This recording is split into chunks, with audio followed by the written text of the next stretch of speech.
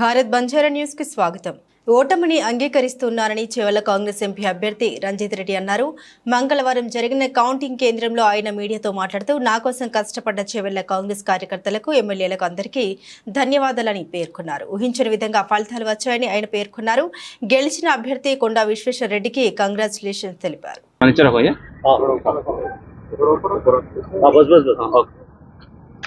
అందరికీ నమస్కారం.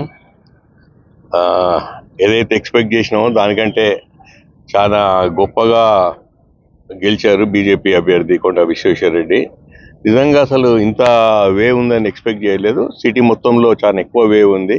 కానీ నా కోసం కష్టపడ్డ మా కాంగ్రెస్ కుటుంబ సభ్యులు, మా ఎమ్మెల్యేలు, మా ఇన్ఛార్జ్లు, రకరకాల ఇన్ఛార్జ్లు వచ్చిండ్రు. దాంతోపాటు కాంగ్రెస్ కుటుంబ కార్యకర్తలందరూ నిజంగా ఎంత కష్టపడ్డారు ఇన్నాళ్ళు. ప్రతిదీ ఏది కూడా వదలకుండా అన్ని విధాలు అన్ని సాయశక్తుల కష్టపడ్డారు. దాని తర్వాత వచ్చిన ఫలితం ఇది.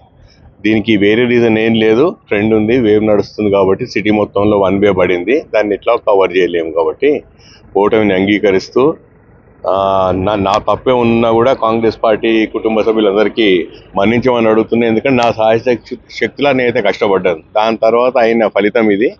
సో అందరం అంగీకరిద్దాం ఓటమిని. తర్వాత విశ్వేశ్వర రెడ్డి గారికి కంగ్రాచులేట్ కూడా చేస్తూ పార్టీ మారడం ఏమైనా ఓటమి కారణం?